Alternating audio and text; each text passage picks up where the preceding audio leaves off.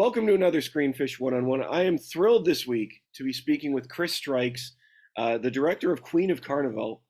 Uh, Welcome, Chris. I'm so glad you could be here today.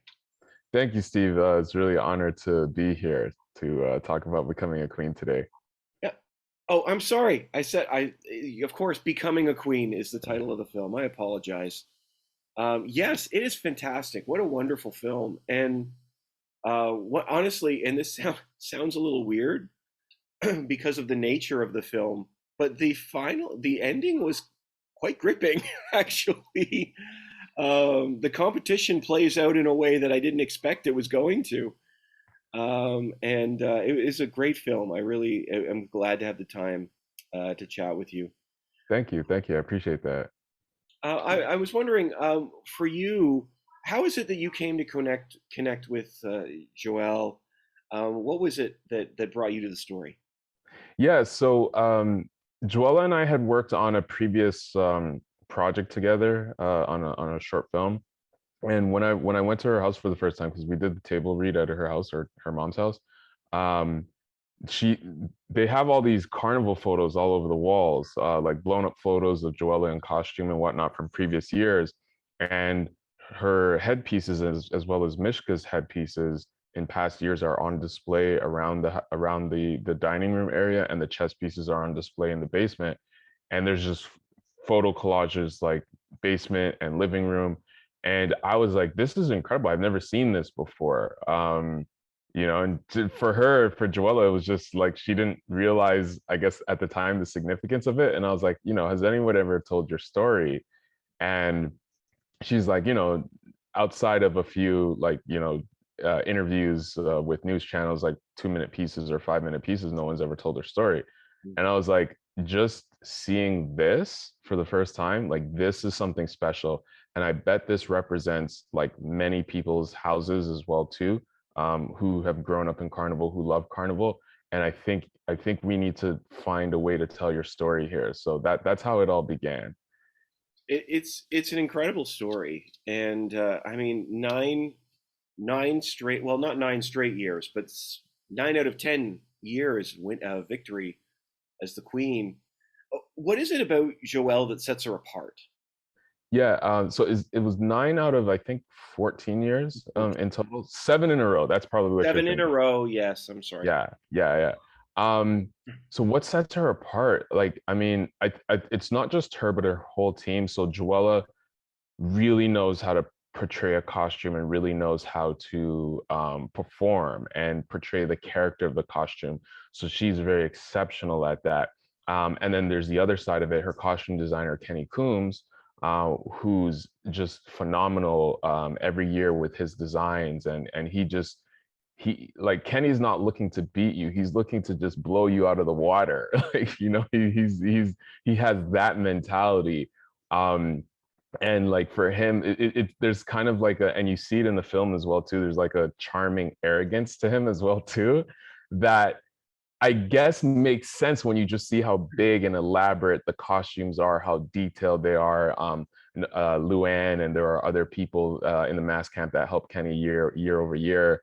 And so between both elements of it, from the design element and from the performance and portrayal element of it, I mean, they're just looking to dominate. The best analogy I could use is like Jordan. Is like Michael Jordan didn't look to just beat you. He wanted to crush you and stomp you and dominate you. You know? Yeah, it's absolutely the competitiveness that you see, but it's like it's a healthy competitiveness. It's just like I we know we have to take it to the limit here. It's just amazing. I'm glad that you brought up the costume, because I admit I've seen footage of this before on the news. I've never been down. But the relationship that between Joella, not just Joella, but any of the competitors and their costume is so unique, because it's not just about the plumage, it's not just about the color, and it's not just about them. There's a real relationship between the two. I was wondering, could you talk a little bit about that? What is it that you learned? Yeah, I learned very much that like the relationship of the costume, because sometimes there are people who have really big, elaborate, beautiful costumes, but they don't portray them well. Like when they get on stage, maybe their movements are a little bit shy, or their movements are not big. So if there are like big fan pieces on the costume or wings on the costume or something like that, they're not really shaking it to like really like allow the costume to move and flow in the way that it was designed to. And then on the opposite end of that, there are other competitors who have smaller costumes, but they portray really well. They dance really well with it, and especially if it's a lighter costume, so they can move around better with it. So one of the things I learned is just with Joella, like how important that balance is for her and for other competitors as well too. Um, because one of the other things to factor in too is the wind as well. Because I remember when I first knew Joella and first met her, and at the time that she won her ninth Queen of the Bands, I was like, man, and it was weird. It was really windy that night, and I was like, man, it looked like you were dancing with a huge sail. You were like, how did you do that? Like, because it was really, really windy that night, and so yeah, just that the relationship between performer and costume is something that I had greater insight to, and really wanted to portray that in the film as well, so that the audience would really see the importance of that too. It's interesting. At one point, Joella, I think it's at the beginning of the film, uh, she talks about being on stage, and she says it's not just about my heart; it's about my soul. And I was wondering, from your conversations with her, what does it take to bring out the personality of the dancer, of the queen, of the competitor, with that with that massive costume behind them. I think specifically in Joella's case, what helps her is she also acts. So Mm, and she's a stage actor as well too. So Joella really knows how to be big and portray to a live audience, portray a character to a live audience. mhm, So and even before that, she grew up figure skating. So there's always this performance element to Joella throughout her life, outside of Carnival, and I think she is able to bring those in with her love and passion to Carnival to essentially merge the two together, so that that helps to give her an advantage. And also just the confidence as well too, because you know Kenny talks about kind of the first couple of times she did it, she was really shy, and even Joella mentions that she would have never saw herself as a kid. She would have never saw herself performing for Queen, because she was like, "Nah, I can't do that," right?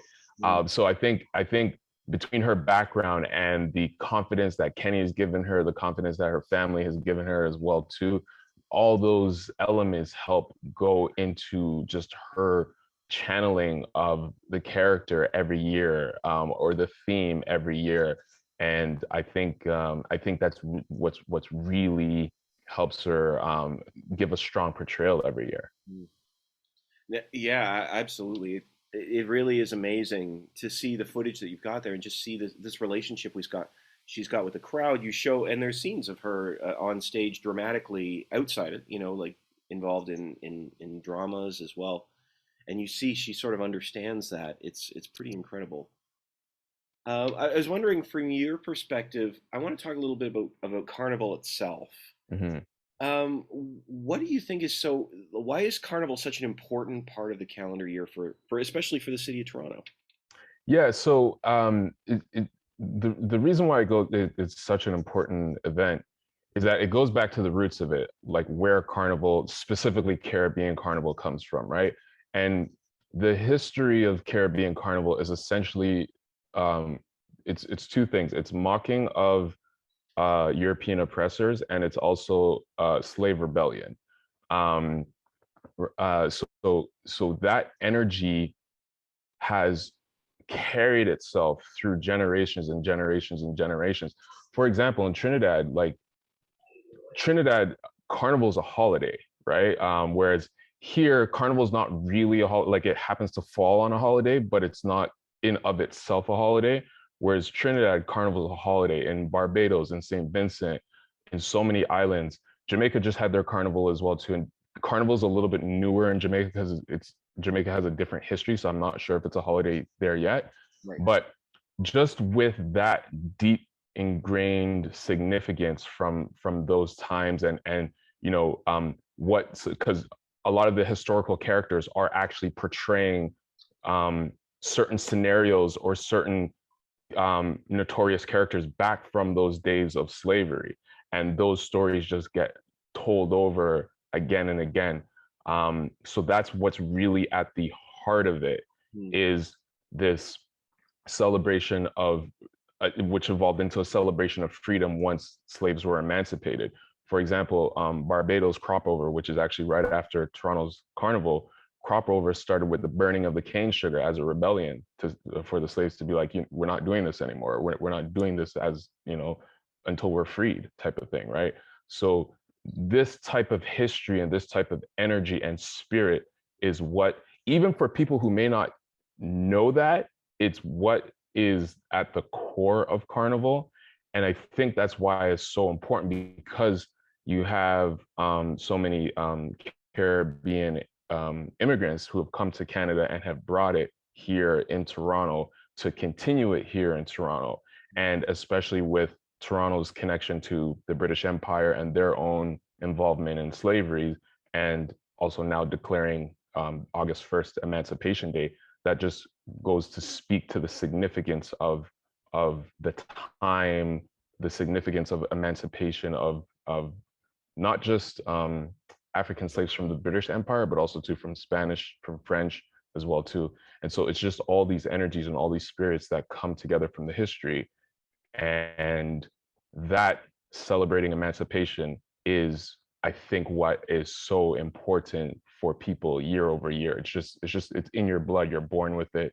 Even those things where you just don't understand why you do it, you just do it, and then maybe later on in life you learn about it. So that was a very long-winded answer, but you have to bring it back to that history.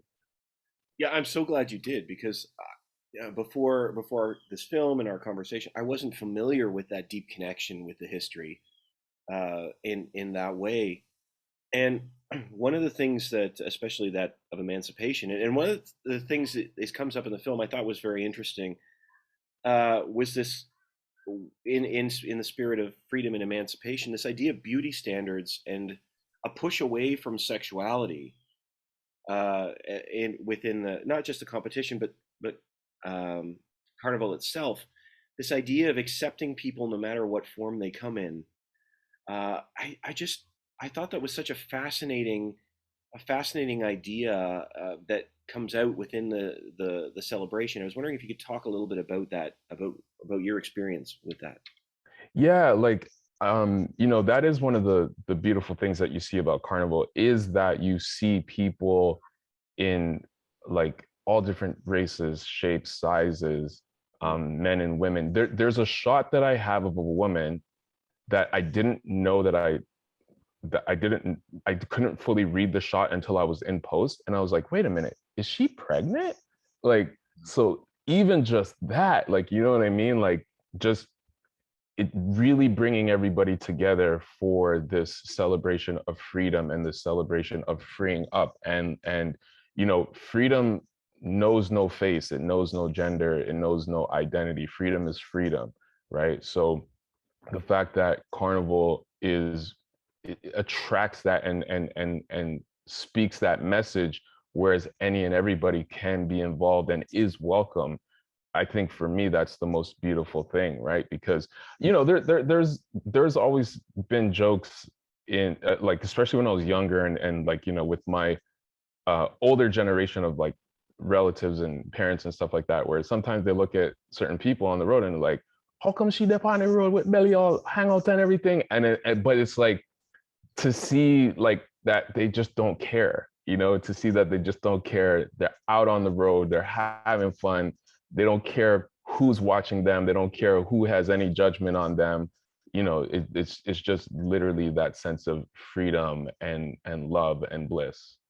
Yeah, absolutely, absolutely.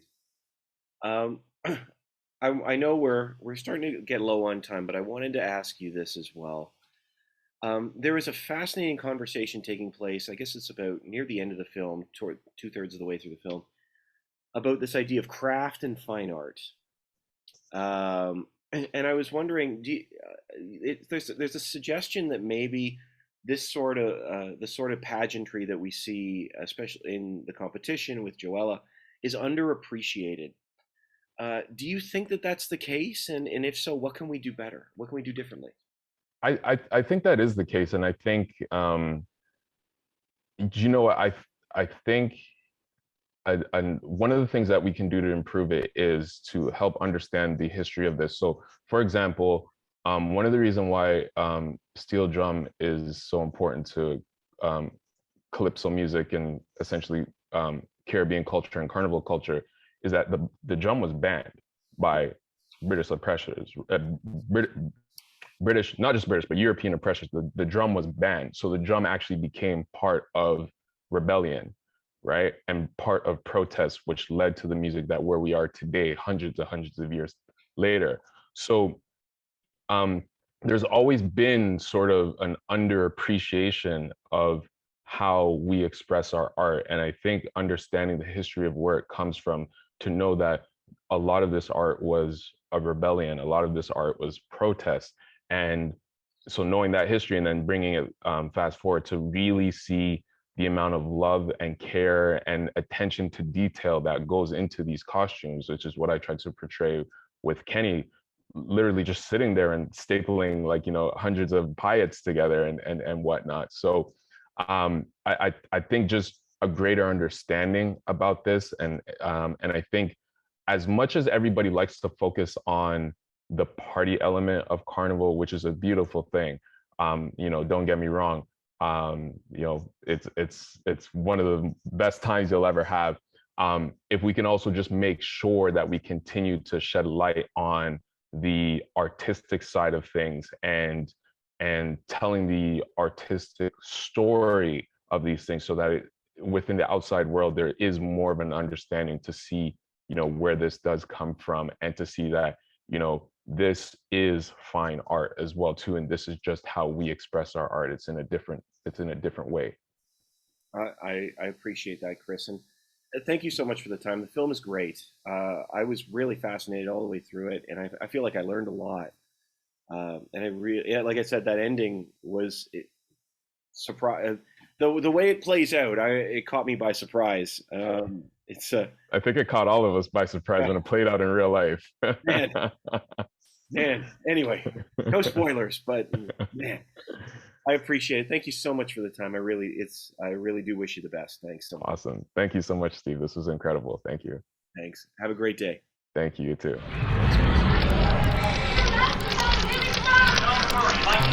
Thanks,